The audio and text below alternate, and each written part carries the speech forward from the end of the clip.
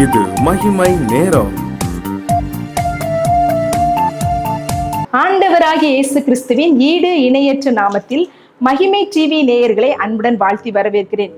இந்த மாதத்துல உங்களோடு ஒரு புதிய தொடர் மூலமாக சந்திப்பதுல மிகுந்த சந்தோஷம். நம்முடைய வாழ்க்கையில அநேக நேரங்கள்ல வறண்ட சூழ்நிலை காணப்படுகிறது. நம்முடைய வாழ்க்கை எப்படி காணப்படுகிறது? வசந்தமாய் வயல்வெளியை போல காணப்படுகிறதா, இல்ல வறண்ட நிலத்துல வனாந்திரத்துல வாழ்கிறது போல காணப்படுகிறதா? ஒருவேளை வறண்ட நிலமான ஒரு வராந்திர வாழ்க்கையில நீங்க வாழ்ந்து கொண்டிருக்கிறீங்கன்னா, இந்த வாரத்துக்குரிய சிந்தனை என்ன அப்படின்னா, வறண்ட நிலத்தில் வசந்தம் அப்படின்ற தலைப்பின் கீழே தான் இந்த நாட்கள்ல நம்ம தியானிக்க போகிறோம்.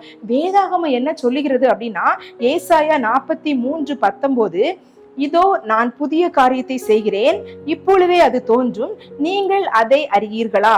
வனாந்திரத்திலே வழியையும் அவாந்திர வெளியிலே ஆறுகளையும் உண்டாக்குவேன். வனாந்திரத்துல வழியை உண்டாக்குகிறவர் நம் தேவன், அவாந்திர வெளியில ஆறுகளை உண்டாக்குகிற தேவன். ஏன்னா அவர் புது துவக்கத்தின் தேவனாய் இருக்கிறார். அவர் வனாந்திரத்திலும் நமக்கு தேவனாய் காணப்படுகிறார். நம்முடைய கடினமான சூழ்நிலைய நம்ம வனாந்திரத்துக்கு ஒப்பாக நம்ம சொல்லலாம். ஆனா அந்த சூழ்நிலை ஆண்டவர் என் கூட இருக்கிறாரா இல்லையா அப்படின்னு ஒரு சந்தேகத்தின் பேர்ல நம்ம வாழ்க்கையை ஓட்டி கொண்டிருக்கலாம். ஆனா இந்த 7 நாட்களும் வறண்ட நிலத்துல வசந்தம் அப்படின்ற தொடர்ல நம்ம பார்க்கிற ஒவ்வொரு நபர்களுடைய வாழ்க்கையில வனாந்திரமான சூழ்நிலை எப்படி வசந்தமாய் மாறியது அப்படின்னு தான் நம்ம பார்க்க போகிறோம். இந்த நாள்ல முதலாவதாக ஆகாரை குறித்து நம்ம பார்க்க போகிறோம். இந்த ஆகார் அவள் வனாந்திரத்துக்கு துரத்தப்படுகிறாள். அவள் முதலாவது நாச்சியாராகிய சாராயின் மூலமாய் துரத்தப்படுகிறாள். அங்கே தேவதூதன் அவருக்கு தரிசனமாகிறார். நீர் என்னை காண்கிற தேவன் அப்படின்னு சொல்லி அவருக்கு பேரிடுகிறார். ஆனால் மீண்டுமாக இஸ்மவேல் பிறந்ததுக்கு பின்பதாக இஸ்மவேலையும் ஆகாரையும் என்ன செய்யறாரு, ஆபிரகாம் அவருக்கு ஒரு அப்பமும் ஒரு துருத்தி தண்ணியும் கொடுத்து அந்த வனாந்திரம் பேசபா என்ற வனாந்திரத்துல அவள் அலைந்து திரிகிறவளாய் காணப்படுகிறாள். வனாந்திரத்துல துரத்தப்படுகிறாள். இந்த நிராகரிக்கப்பட்ட சூழ்நிலைகள்ல அவள் ஒரு நீரூற்றை கண்டாள். அதுதான் இந்த நாளுக்குரிய சிந்தனை. அவள் ஒரு அடிமை பெண்ணாய் காணப்படுகிறாள். அவளுக்கு ஆபிரகாம் அவள் நம்பி இருக்கிறாள். அந்த ஆபிரகாம் அவளால ஆபிரகாம் முழுமையாய் நம்பினாள். ஆனா அந்த நம்பின ஆபிரகாம் அவளுக்கு தண்ணீரையும் ஒரு துருத்தி தண்ணியையும் அப்பத்தையும் தான் கொடுக்க முடிஞ்சது. ஒருவேளை நம்முடைய வாழ்க்கையிலும் அநேக சூழ்நிலைகளை நாம் நம்பி இருக்கிற சூழ்நிலைகள், நம்முடைய மனிதர்களை நம்பி இருக்கலாம், நம்முடைய குடும்பத்தில் உள்ளவர்களை நம்பி இருக்கலாம். இப்படிப்பட்டதான நம்பின சூழ்நிலைகள்ல நம்ம ஏமாற்றமான ஒரு சூழ்நிலைக்கு நம்ம தள்ளப்படும் போது அது நம்முடைய வாழ்க்கையில அது வனாந்தரமாய் காணப்படுகிறது. ஆனா இந்த ஆகார் இந்த துருத்திக்கும் நீரூற்று, அவளுக்கு ஒரு நீரூற்று காணுது. இந்த துருத்தி நீரூற்று அப்படி உள்ள அந்த ரகசியத்தை நம்ம பார்த்தோம் அப்படின்னா, ஆபிரகாம் ஆபிரகாம நம்பி இருக்கிறா, அவளுக்கு துருத்தி கொடுக்கப்பட்டது. ஆனா இந்த ஆண்டவரை அவள் என்ன செய்யறா, அவள் அந்த சத்தம் அந்த வனாந்திரத்துல அவரை நோக்கி கூப்பிடுறா. அவளுக்கு ஒரு நீரூற்ற ஆண்டவர் காண்பிக்கிறார். ஒருவேளை மனிதன் நமக்கு கொடுக்கிற காரியங்கள் ஒரு அளவு, அதுக்கு மேல அவங்களால நமக்கு கொடுக்க முடியாது, மனிதர்களால நமக்கு கொடுக்க முடியாது. ஆனா ஆண்டவர் நமக்கு தருகிற காரியங்கள் நீரூற்று அப்படின்னா அது தலைமுறைக்கும் ஆசீர்வாதமாய் காணப்படும். நம்முடைய வாழ்க்கையில காணப்படுகிற சில சூழ்நிலைகள் நிமித்தமாக என்னுடைய வாழ்க்கை அவ்வளவுதான் அப்படின்னு ஒருவேளை நீங்க நொந்து போய் இருக்கீங்க அப்படின்னா, ஒருவேளை என்னுடைய எதிர்காலம் எப்படி காணப்படும், என்னுடைய பிள்ளையின் எதிர்காலம் என்ன ஆகும்? ஒருவேளை இந்த ஆகார குறிச்சு நம்ம யோசித்து பார்த்தோம்னா, வனாந்திரமான சூழ்நிலை, அங்க யாருமே இல்ல, அவளுக்கு தண்ணி தீர்ந்தது, இந்த பிள்ளைய நான் சாகிறத நான் பார்க்க மாட்டேன் அப்படின்னு சொல்லி அவ வேற இடத்துல போயிருக்கிறா. இப்படிப்பட்ட ஒரு சூழ்நிலையில என்னால இனி என்ன செய்ய முடியும்? இப்படிப்பட்ட சூழ்நிலை என்னுடைய பிள்ளைகளுக்கு அவ்வளவுதான், என்னுடைய வாழ்க்கை அவ்வளவுதான் அப்படின்னு ஒருவேளை நீங்க சோர்ந்து போய் இருக்கீங்க அப்படின்னா, ஆண்டவர் உங்களை பார்த்து என்ன சொல்றாரு அப்படின்னா, அவர் உங்களை காண்கிற தேவனா இருக்கிறார். அவர் நீரூற்றி உங்களுக்கு காண்பிக்கிற தேவனா இருக்கிறார். ஆதியாகமம் 21:17 எப்படி சொல்கிறது, தேவன் பிள்ளையின் சத்தத்தை கேட்டார். இந்த ஆகார் சத்தமிட்டு அழுதாள் அப்படின்னு வசனம் சொல்கிறது. ஆனா இந்த சத்தமிட்டு அழுகிற ஆகாருடைய சத்தத்தை காட்டிலும் அந்த சின்ன பிள்ளையின் சத்தத்தை ஆண்டவர் கேட்டார். ஒருவேளை நம்முடைய வாழ்க்கையில நம்ம அதிகமா சத்தம் போட்டு அழுது ஜெபித்து நம்முடைய வார்த்தைகளை, நம்ம நிறைய வார்த்தைகளை உபயோகப்படுத்தி ஜெபித்தால்தான் ஆண்டவர் எனக்கு காரியங்களை வாய்க்க பண்ணுவார், என்னை காண்பார் அப்படின்றதல்ல. நம்முடைய சிறு முனகல்களை கூட அவர் காண்கிற தேவனா இருக்கிறார். அவர் பிள்ளையின் சத்தத்தை கேட்டார்.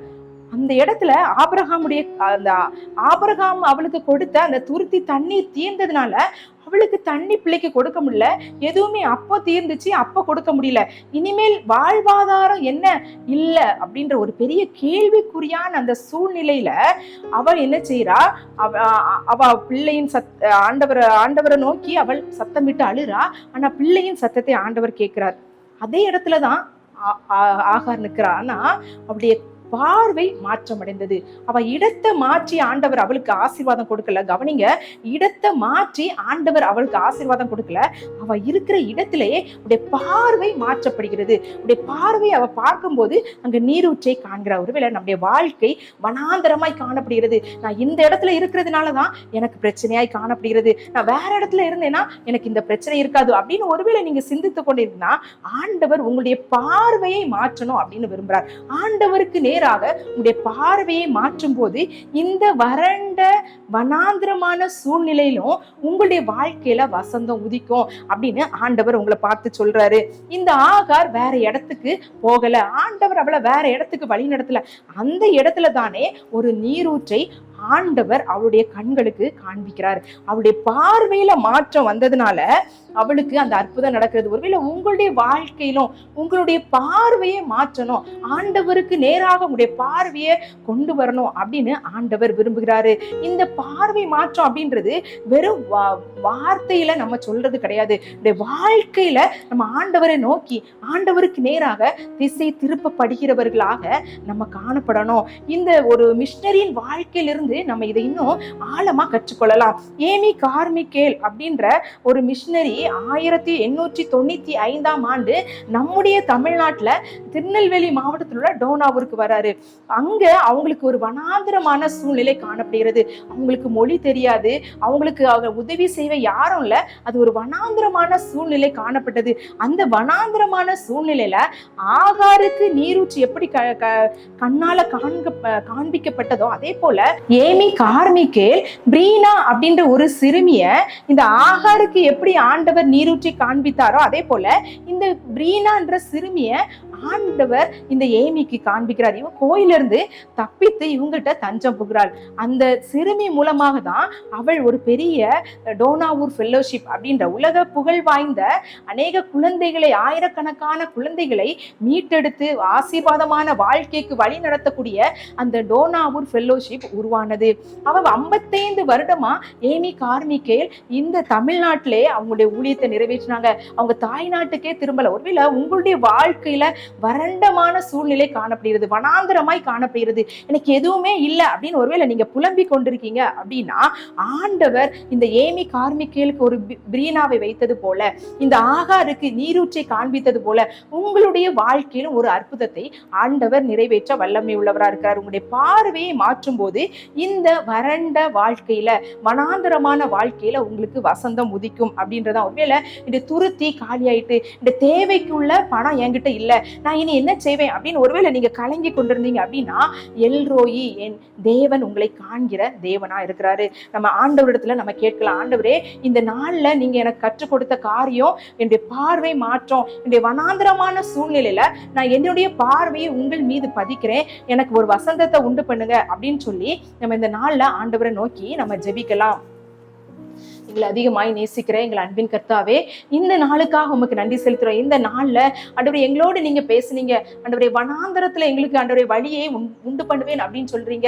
ஆண்டவரே வறண்ட நிலத்துல ஆண்டவரே நீ வசந்தத்தை உண்டு பண்ணுகிற தேவனா இருக்கிறீர். ஆண்டவரே இந்த ஆகாருக்கு ஆண்டவரே அந்த வனாந்தரமான சூழ்நிலையில நீரூற்ற நீங்க காண்பித்தீங்க.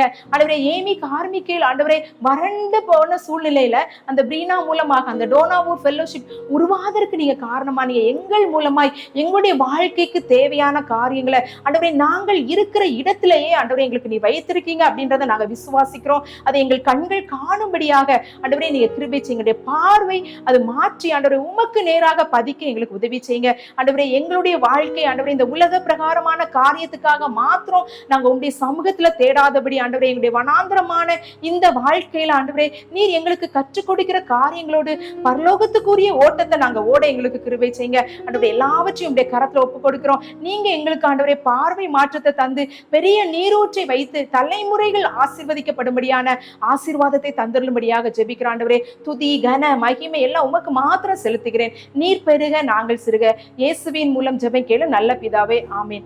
இந்த வனாந்திரமான சூழ்நிலையில நீரூற்றை காண்பித்த தேவன் நாளைக்கும் வனாந்திரமான சூழ்நிலை ஒரு பெரிய ஆசீர்வாதத்தை வைத்திருக்கிறாரு. அதை நாளைக்கு பார்க்கலாம். கர்த்தர் தாமே உங்கள் அனைவரையும் ஆசீர்வதிப்பாராக. ஆமென்.